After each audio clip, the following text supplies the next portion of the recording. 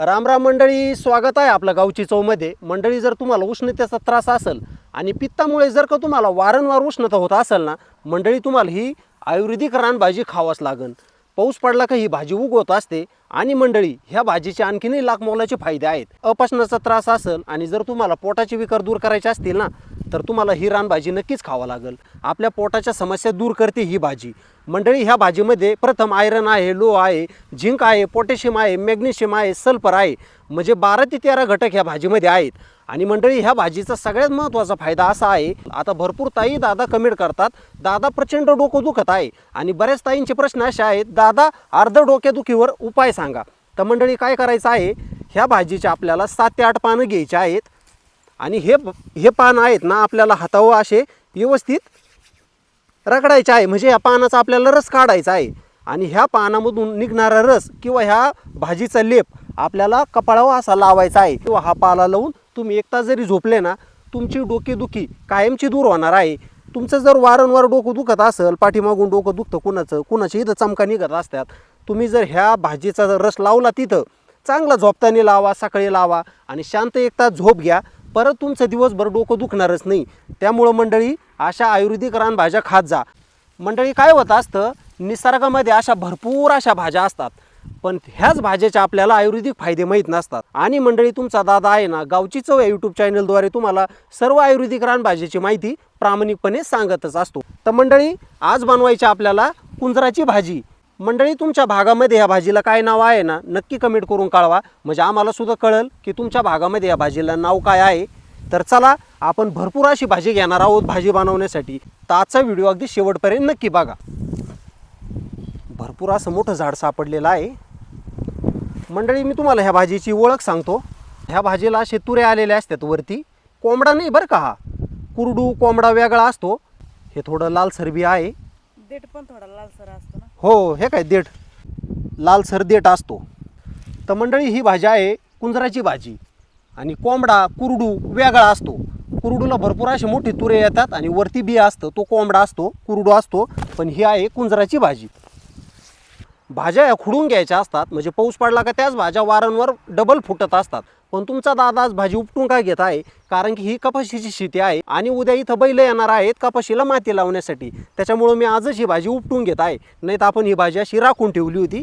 तर चला, हे बघा, आपल्याला भरपूर अशी भाजी भेटलेली आहे. भाग्यश्री, भरपूर होईल ना? हो, भरपूर होईल. बरं बरं, छान अशी भाजी आहे.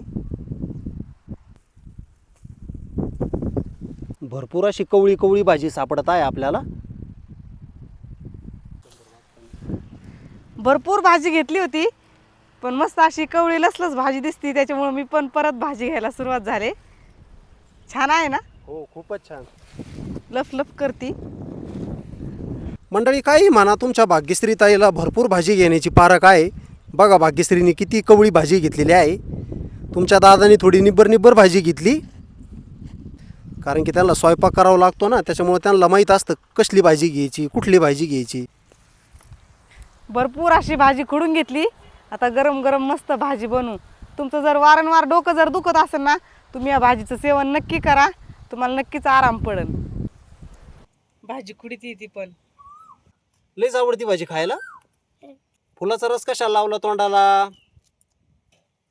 चला, आता भाजी खुडू लागा.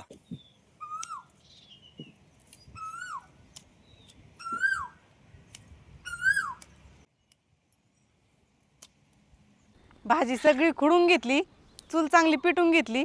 आपण आता कढई ठेवून घेऊ आणि भाजी स्वच्छ धुवून घेऊ.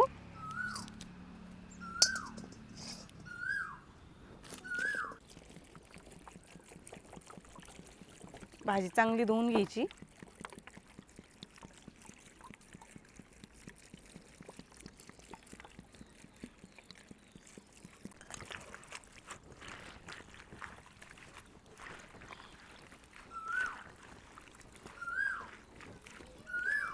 भाजीसाठी शेंगदाणे भाजून घेऊ. शेंगदाणे चांगले खरपूस भाजून घ्यायचे. इथं पक्षी पाहिलं ना किती छान असा ओरडतोय. तुम्हाला बघायचं आहे का? तो पहा, चिंचाच्या शेंड्यात बसलाय.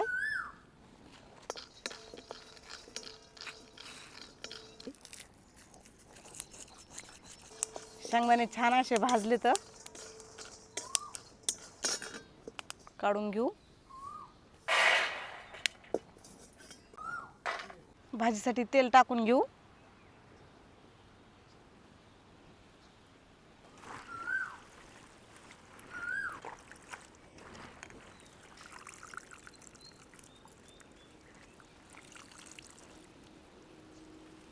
तेल गरम झालंय, भाजी टाकून घेऊ.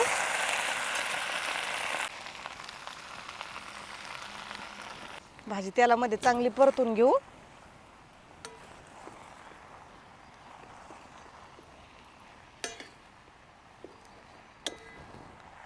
कढईमध्ये किती मोठी भाजी दिसते, शिजल्याच्या नंतर थोडीशी होऊन जाती.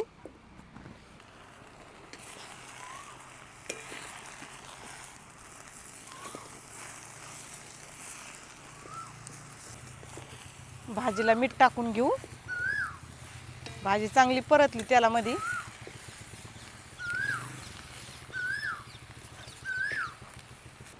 चवीनुसार मीठ.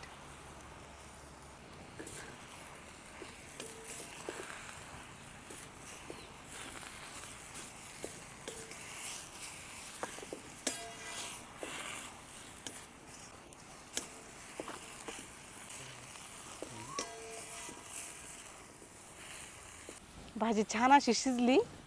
आपण याच्यामध्ये तिखट टाकून घेऊ.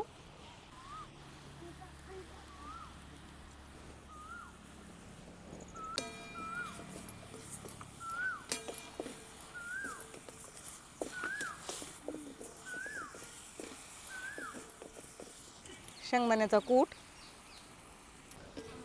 लहान मुलं आवडीने खातीत. शेंगदाण्याचा कूट टाकल्याच्या नंतर आपले लहान लहान मुलं आवडीने भाजी खातीत, त्याच्यामुळे थोडासा तरी टाकीचा जायचा.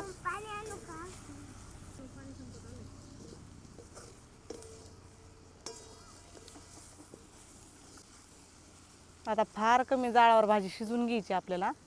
त्याच्यानंतर आपली भाजी तयार झाली. आपली भाजी खाण्यासाठी तयार झाली. आपण कढई खाली उतरून घेऊ. आणि माझी बहीण आलेली आहे भाजीची चव घेण्यासाठी. तिला म्हणलं भाजीची चव घे, गरम गरम छान लागते भाजी खायला. बसली ती. दोघी पण जावा आहेत. कढई खाली घेते उतरून. या सगळेजण आठवणीने जेवायला. आज आम्ही दोघी भाजीची चव घेणार आहे. तर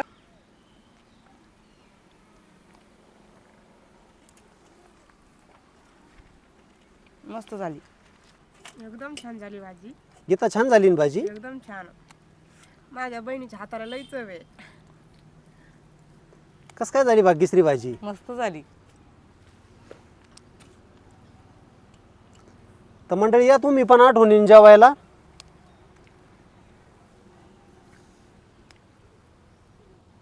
छान झाली ना ग. खूप छान झाली. मस्त झाली. तोंडाला चवच आली. सर्दीने चव गेली तोंडाची. गीताला थोडीशी सर्दी झाली. तिच्या तोंडाला अजिबात चव राहिली नव्हती.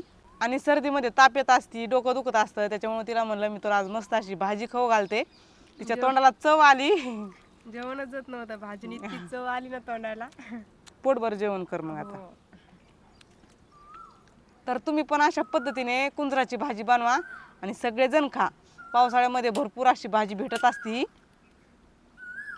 मंडळी आज बनवलेल्या तुम्हाला कुंजराच्या भाजीचा व्हिडिओ कसा वाटला नक्की कमेंट करून कळवा. आणि मंडळी सगळ्यात महत्त्वाचं, आजचा व्हिडिओ आपला जास्तीत जास्त शेअर करा. आणि तुम्ही जर आपलं गावची चव यूट्यूब चॅनल सबस्क्राईब केलं नसेल ना, आठवणीने सबस्क्राईब करा. मंडळी व्हिडिओला लाईक नक्कीच करा. तर चला मंडळी, पुन्हा भेटूया आपण अशाच नवीन एखाद्या व्हिडिओमध्ये. तोपर्यंत मंडळी धन्यवाद.